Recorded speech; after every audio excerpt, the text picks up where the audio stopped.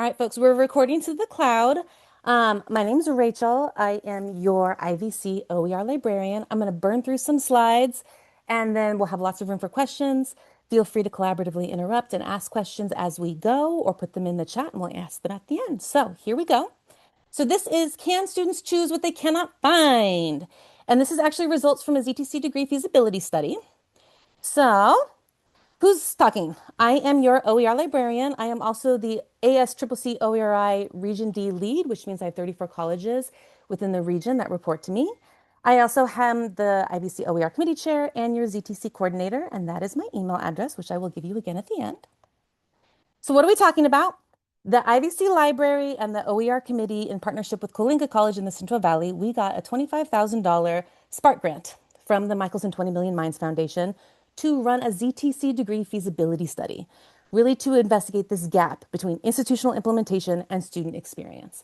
As someone who works in this world, we see a lot of people claiming big numbers, we see a lot of amazing equity language, but I didn't see as much student choice and autonomy and student voice. So unfortunately, this presentation will not have students. All of the other ones have the student researchers with us specifically to talk about their experience doing data collection and writing a final paper. But as of now, just for this flex presentation, y'all just have me. However, this is all the places it's been shared. So we started in April of 26 with the OERI, the ASCCC OERI. Then in May, we did the statewide ZTC Summit. Then we did the Intersegmental Summit that was at UCI. We just finished our Cal OER conference presentation. You guys are here at number 5. And then if you're interested, we are going to OE Global, and that is usually the most prestigious of all the open pedagogy conferences in the world. Last year it was in Paris. This year it's at MIT.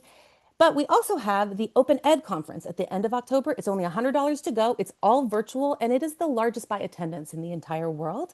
And that one, it is a panel with a minimum of 3 or 4 students, along with all of the librarian researchers. It'll be a version of this, but much more focused on the student experience. This one's a little bit more on the findings, and I tailored this specifically for faculty and counselors. So I'm going to burn through this content. Again, if you have any questions, let me know. So it's been called a lot of other things because clearly we've done this a couple times already. We just finished at the Cal OER one. I did modify this specifically for y'all. Quick context in case you're like, Rachel, I don't actually care a whole lot about your ZTC degree. I just saw it and I'm actually interested in OER. Just 2 slides quickly on OER. So over the summer, I built a faculty toolkit. I will have this exact same slide at the end for y'all, and I'll put the link in the chat as well. These are a whole bunch of frequently asked questions that I've built out into tutorials from our IVC faculty specifically. If you send me an email with a question, you are probably not the only one to have that question. I will build out resources for you to meet those needs. That's what this is. OER, just in case you'd like a little bit of context, and sorry for the multiple text on this page, it's related to cost savings, student success, academic freedom, customization, and subject expertise. Now, as faculty, often the things that are the most enticing to faculty is the academic freedom piece, that customization piece. The 5 R's of OER mean you have complete control as the subject expert to make targeted content. No longer do we need everything in the kitchen sink. You can make targeted content as the subject expert. So that's what OER is in general. What this study is, what we got the $25,000 for. So OER is a material and instructional strategy. ZTC is a student-facing outcome. We are all on the hook, all 116 community colleges, to provide ZTC degrees or ZTC pathway degrees for students to follow. And so the question we're asking is, hey, can students actually see and use these options that we've created? So all of the conference presentations, we've started with some version of a vignette to try to give y'all kind of an example of how we in the library get to experience students. So I want you to picture 2 students. They're both from the same high school. They're both first generation. They both have other identified marginalized population or marginalized identities. Both of them would benefit from ZTC courses. One of them knows about it. Maybe they have a sibling, maybe they got hooked up with a peer mentor program who says, hey, look for the ZTC label.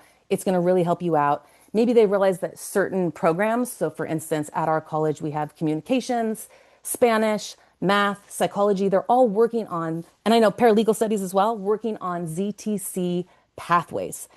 Maybe they see that and they think, hey, cool, that's just going to be my major then because that means I'm going to be guaranteed that ZTC. But what happens when that one student, they just start off, right? All students, when they come to school the first time, they're overwhelmed. They're trying to find their classes on campus. Maybe they've never had to figure out a parking permit before. they already have cognitive overload. And so the one of them, they've already got all their books and resources, they're ready to go. The other has to search for them. And we see this all the time in the library where students are a little bit panicked. They're trying to figure things out. They're trying to figure out where the bookstore is and they're looking. And often what happens is you end up with almost a panic. Now, the one student, they just continued on, right? They didn't even realize that this other more friction experience is happening, right? Because they were given the ZTC path. They're ready to go. They were able to make those choices. And so what often ends up happening is that one student got on a path, they take more and more ZTC classes, they have less cognitive fatigue, and they can graduate quicker. Whereas the second student, it's not that they weren't given the same opportunities, but maybe they didn't know about them. And so because of that first time, maybe they failed a class. So then they decided to take less classes per semester. Maybe they really struggled to pay for classes, so they had to get a second job. Or they struggled to pay for the instructional materials, so they had to get a second job. So they fall further and further behind. So in the library, we wanted to ask, how do we make sure that all students have access to what we build? This is actually applicable to any equity implementation measure. I am using it specifically with OER and ZTC because I am your OER librarian, but this could actually be applicable to any equity measure where you are trying to make sure you are reaching a marginalized population. So we're going to start with the findings. I'm not going to go into a whole bunch of specifics for you, but we're going to do a couple quick data slides. So we do have a 202-page research report that is almost done. Cheryl and I are working on adding appendices, double checking. Of the 202 pages, half of it is appendices. So that will be uploaded to Zanotto with a citable DOI, hopefully by the end of this month. But these are the different stats that came out of that. 76% of our students struggle to pay for textbooks. 84% start the class without textbook access. 81% would redirect textbook savings towards basic needs and school expenses. And 84% would choose a no textbook cost option if it was available to them. So what we found was that students want ZTC degrees, but most cannot find, trust, or use them yet. And this was pretty much across the board. That doesn't mean that they don't want them. It just means that it exists in paper, but not an actionable experience at the final interface level at time of decision. So what we did, we ran a mixed methods feasibility study. We did 1,644 student survey responses. I think we had over 43 colleges stated and 19 that actually sent it out to their student population. We conducted 6 focus groups and we did 36 information interviews with stakeholders. And the students actually got to help with the data collection all the way through to analyzing the data collection. And 2 of them actually made it on as final authors on the paper. And we have 4 that are going to present at OE Global. And we had 1 that presented with us at Cal OER. So this is just a big picture of everything. If we're looking at the qualitative content, a And lot of categories emerged. Question. Rachel, Yeah. yeah, don't forget one of them then got a research job during the summer. So cool. So one of my favorite things about doing this that people are like, Rachel, is this for a dissertation? No, actually, it's not. This is just because I love research and what I saw was a need in our student population to not just do literature reviews.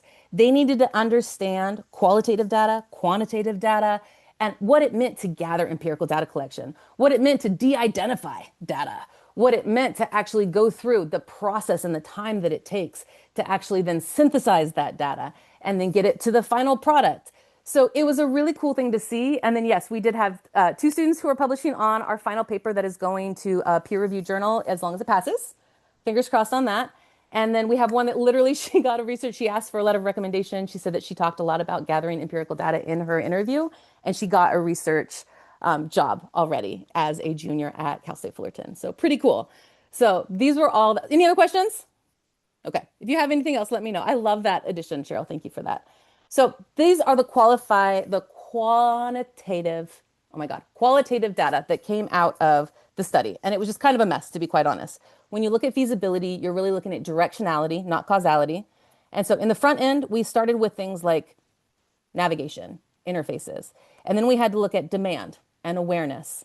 And then we had to look at pathway fragility and basically department level commitments. So for example, if our English department teaches 40 sections of ENGLC 1000, but only 2 of those sections are ZTC, is that a stable pathway that we could offer to our students within that course, right? Then we had to look at the extreme faculty labor involved in this work and ownership of that. Support systems, student outcomes, and then this equity risk that we're going to discuss a little later. So it got really overwhelming really quick when you do studies of this size. And so all of our research is very much directional. It is not causal. So These are just a couple questions that we actually threw the final results into a word cloud. So if you didn't have to spend money on textbooks, what would you spend the money on? Overwhelmingly, it was basic needs. I've had a couple people say, well, Rachel, of the 1,644, how many were IVC, IVC special? All of the data points were within 1% of one another. So to be quite honest, our students are experiencing the same thing as the other students across the state. It didn't matter whether I disaggregated by college or not. It was very, very, very similar. So demand was super high. 92.1% of students said yes, they would choose the ZTC pathway if it was a clear option. However, when asked, have you ever tried to do this? Only 8% had said that they had actually tried to do that. So the quickest way to support this would be something called ambient discoverability. Because y'all are not librarians, I'm not going to dive into the nitty-gritty of what ambient discoverability is, but it basically means you trip over it. Think of it as marketing. In marketing, we do a ton of ambient discoverability. You need to trip over something, you need to see it 100 times. But the reality is that in education, we often think, oh, we built it. Absolutely, everyone has equal access to it, but equal access is not necessarily equitable access. So students, what we also found, and this is the one that broke my heart the most, the trust is very low. So when asked, have you ever taken a class that was labeled ZTC that had hidden costs? Almost 30%, 29.2% said yes. And when I talked to students in the focus groups about this, they all said they only had to take one class that was labeled ZTC that was not to break that trust. So when it comes to this, I always tell everybody, if you mandate printing, your class is not ZTC. If you only have one textbook course reserve in the library, that is not ZTC. If you have a paid homework system, that is not ZTC. In order to be ZTC, all instructional materials must be no cost for students. And it only takes one broken promise. And that's what ZTC label is. It's a promise to our students. So please make sure that you are accurately labeling your classes. I have a handout for y'all that went to Academic Senate last semester if you would like the instructions on how to do that. So focus after this was on pathway fragility and stability. How would we actually build the feasibility of building stable pathways? And I pulled pathway maps from across the state, anyone, because everybody has websites now on this, and they all claim to have paths that are mapped. And so I downloaded a whole bunch of different formats and I showed them to students in focus groups. And the overwhelming outcome was they're all confusing to students. Students do not understand the difference between course level and section level. So if we say, hey, this communications class is ZTC, they are assuming every single section is taught ZTC. They are not understanding that it may only be one or two sections that are taught and the rest are not, which is how we end up with needing department commitments so that we understand, hey, at least 70% are going to be taught ZTC or at least 50% so that we can have a stable promise for our students. So the big takeaway, students absolutely want it. The interest is high, awareness is super low, and access to the actual pathways can be very, very limited, and trust is really, really easy to break. So what the students told us, a lot of them had never heard of ZTC, whether or not they were at a college that had really high ZTC or really low. IVC is what we call a late adopter to the game. So for example, our sister college, Saddleback, they passed a resolution in the Academic Senate back in 2016 about ZTC. And IVC, as far as we know so far, hasn't done that. It just hasn't been something that we've really, been exploring yet, but we're starting to explore it now. So regardless though, students don't know about ZTC often unless they've fallen backwards or accidentally or ad hoc into one. They didn't know where to look. They were unsure what ZTC means. So that's why we say plain language such as low cost text or no cost text rather than ZTC. And there were often hidden costs. Also, free is not necessarily enough. Absolutely, free is important. Affordability is absolutely important. But also making sure students had choice and autonomy and that they were not being restricted in any way was extremely important to students. They want choice and autonomy. So I'm going to dive into a couple of the whys that we discovered. Now, these are all directional whys. They are not causal. These are things that they told us specifically in the focus groups, but would need further study to actually create concrete evidence. So why does it matter if not all students can navigate a ZTC pathway? I got asked this question a whole bunch. Well, Rachel, we have them. They're available. They're equally accessible. Why does it matter if not everybody knows about it? Access is a privilege. So who gets to benefit if it is based on insider knowledge? Remember that original vignette. If one student, because they had a sibling that went through this, knows about it, they have insider knowledge and the other doesn't. This is where access becomes a privilege, and that insider knowledge is what helps them benefit. And this can create an equity risk. Not always, but it can create an equity risk because it creates selective benefits. because only those that are in the know or that have that hidden knowledge or what we call tacit institutional knowledge, only they know about it, and that can create inequitable access. So this is the other thing that broke my heart. The students who were most likely to benefit from a ZTC pathway were often the least likely to have this insider institutional knowledge on how to navigate and find these terms, which means it has to be something that's truly ambiently discoverable by all without having to have insider knowledge. So selective access can lead to epistemic injustice. In our research report, we specifically look at this through a knowledge justice lens. If you've never heard the term knowledge justice is a combination of critical race theory and social justice theory applied to information science. All librarians now, our master's degree is a master's in library and information science, which means we basically study computer science, information behaviors, and library science. It's a combo. And epistemic injustice can be a huge challenge when we have selective access.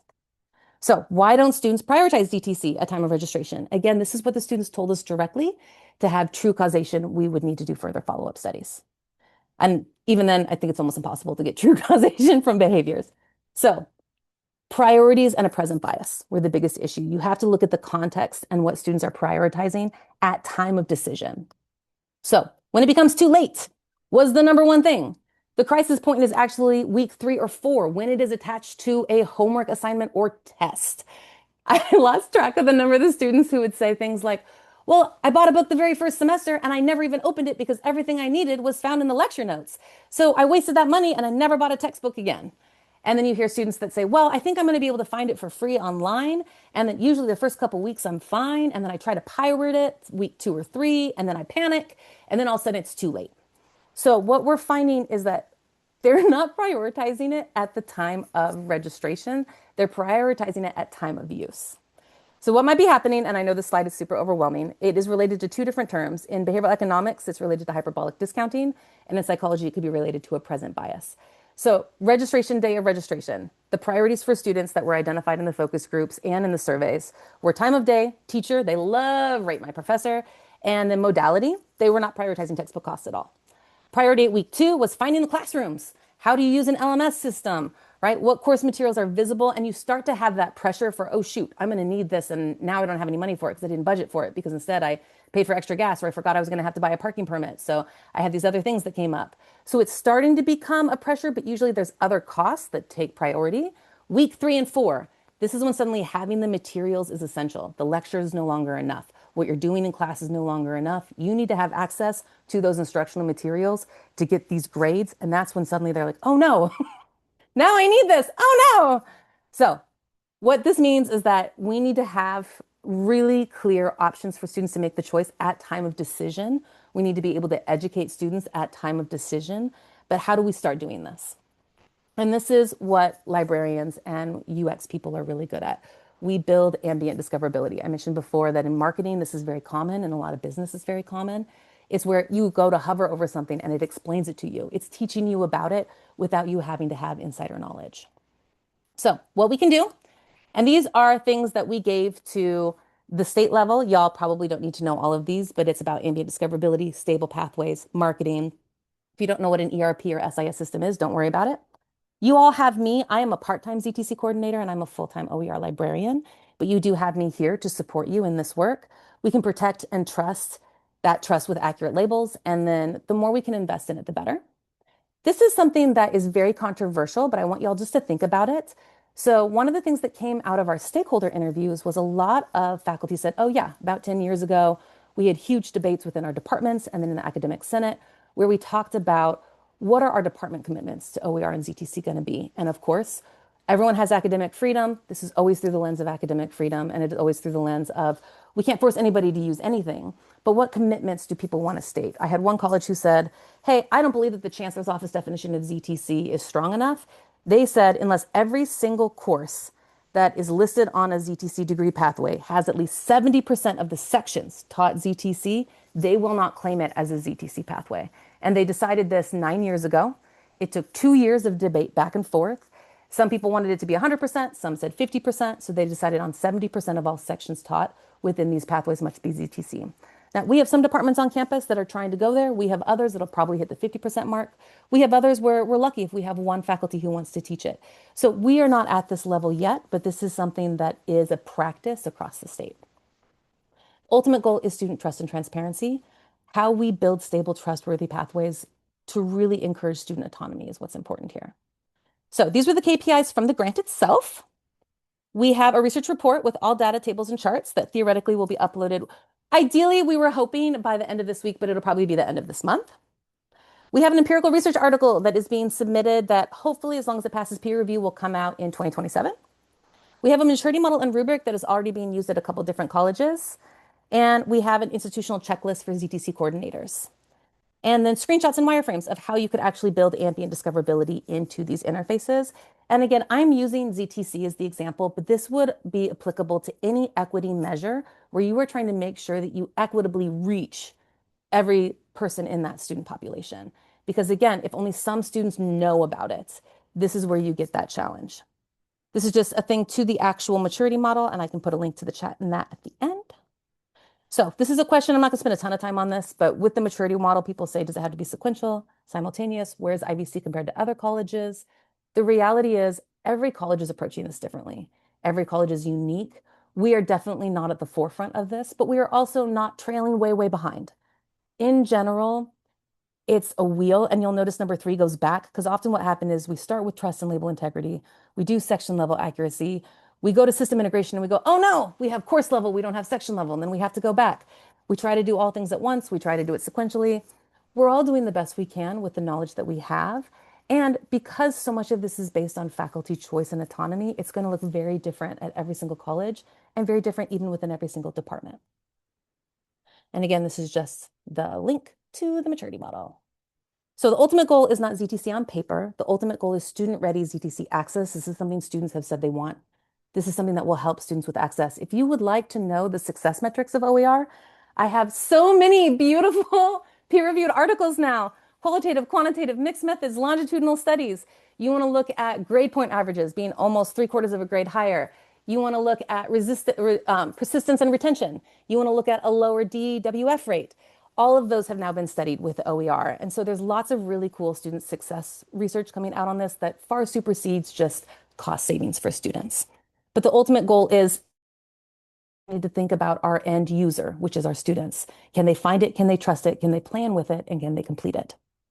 So faculty, y'all have the academic freedom to choose your resources. Students should have the choice and autonomy to choose ZTC classes, and that requires a lot of these kinds of ambient discoverability to be built in. So students can't choose what we fail to make visible. Real choice for ZTC options have to be built into these systems at the moment of decision. So again, to go back, I built this faculty toolkit. Yes, it is in a Google site right now. That is because once we turn it over into a SharePoint, I won't have day-to-day access. So the goal is build this out as needed. You send me an email, I am absolutely going to build you out tutorials and YouTubes on how to do this. And then once we get it solid and it's more static, we can turn it over and into like a SharePoint, the way that like the Hub has or other things have. But as of right now, it is in a very, very flexible, agile Google site. I can add pages. I can add anything to it. So if you're interested, let me know if you have any questions. The ZTC symbol as well on here, I will show you that. And then if you have any questions, this right here is the form that the Hub has asked y'all to fill out. I will also put that link in the chat. So I am going to exit out of this right now and stop share for a second. Are there any questions?